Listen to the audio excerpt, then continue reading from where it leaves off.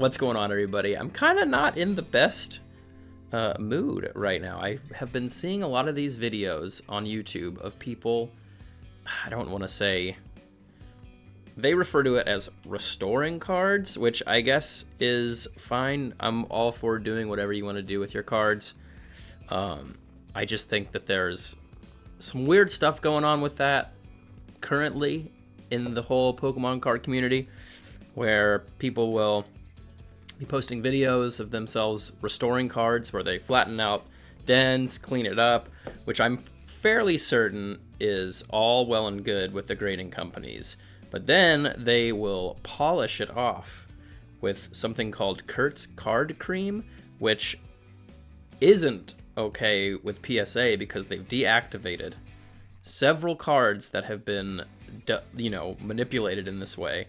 I don't know how else to say it. I don't want to say altering because there's a whole debate going on whether or not this is actually considered altering cards or if it's just restoring art. I'm not trying to get into any of that. I am not going to be doing any of this stuff. I'm not a huge graded card collector. I mean, I know there's a lot of money in buying old vintage cards and restoring them in this way and selling them for a lot more. All right, he's going to jump. Jump then. Jeez. Are you going to jump or what?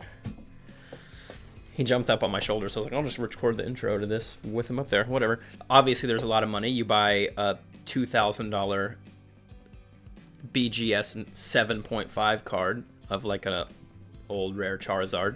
You restore it, gets bumped up to a 9. You're selling it for more money. The thing is that I'm not 100% sure that the people who are doing this are being transparent with the people that are in their comments section asking them, hey, can I send you a card and you can do this process to it? And they're like, yeah, sure, send it to me. Like, I'm sure it's not for free. These people are going to be paying money for this. They're going to be expecting to have their card, graded higher, sell that for more money. But then when you sell it and the grading company decides, oh, hey, we're going to deactivate all of these cards that have been restored this way, then you're just stuck with a raw card. That's worthless. There's no certification number. There's nothing that you can sell it for. And I just don't think that people are quite aware of how that whole process works because they're clearly not aware that this is not a cool thing to be doing, at least by PSA standards.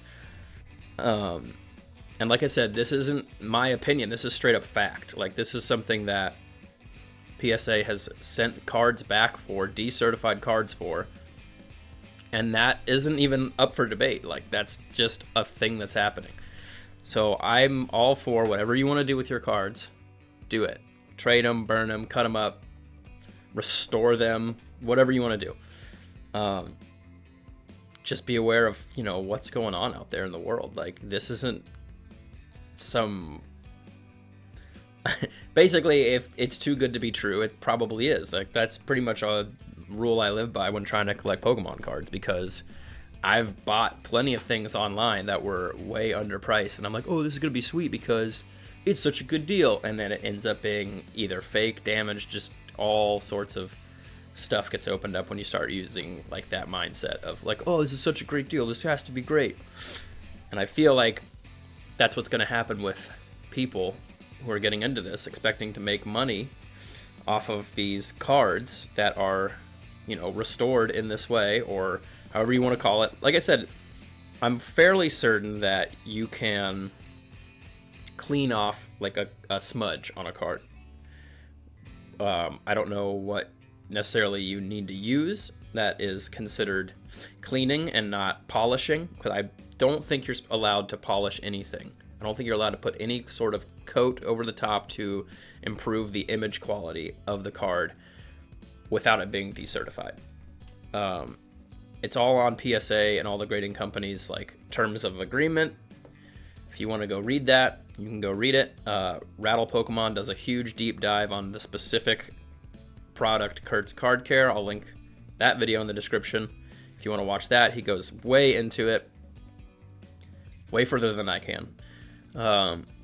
Like I said, I'm not trying to attack anybody for doing this. If that's what you want to do with your cards, go for it. Just be aware that if you might think you have a card worth a lot of money, and it's worthless because it's been decertified. So just be aware that that is what is happening, and don't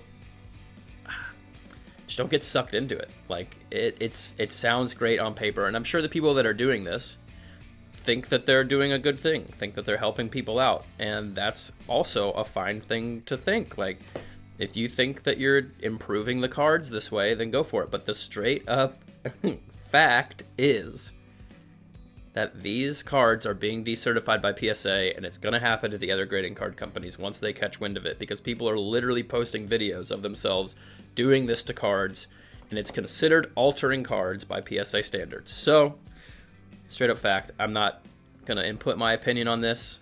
Like I said, not a huge graded card guy. I'm not in it to try and make money, because that's a slippery slope.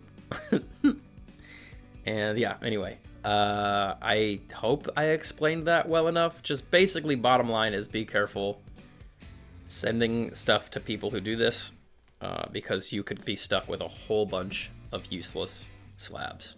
And I know there's a lot of criticism for people who are doing this. They're saying they're scamming people, blah, blah, blah. I don't necessarily think that in their mind they think they're scamming people, because if you submit it to a certain grading card company, not PSA, you might be all right. They might not catch it. They might not even consider that something that's a bad thing to do. So it just really bothered me when I was reading people's comments on this, and every single comment was like, hey, how can I send you my card to do this? And that is, I feel like, a very bad mindset. That's a very slippery slope, because you're going to end up paying the person to do it.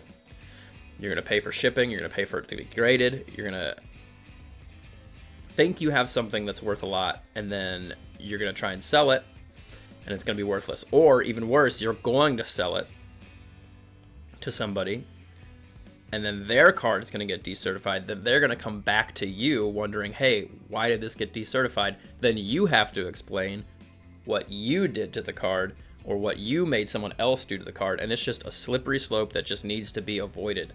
This isn't something that needs to happen, like, at all.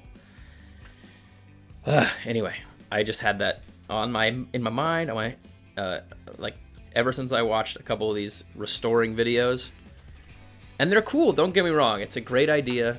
If it worked, if it was something that was legitimate, but it's not. And that is, like I said, not my opinion. That is a straight up fact from PSA. So, I don't know. I had a completely different video planned that I was gonna do, but I just really had to put this out there and let the people know. Let me know in the comments what you guys think. Is this if this is something you're cool with doing, if this is something you're against. Like, I'm happy to engage with people. Like I said, I'm not calling out anybody in particular.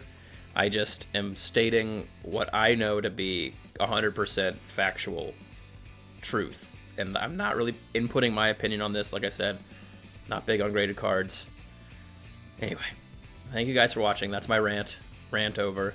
We'll get back to some opening cards on Friday, but yeah, I don't know, man. It's crazy. People just need to be aware of what they're getting into in this hobby, man.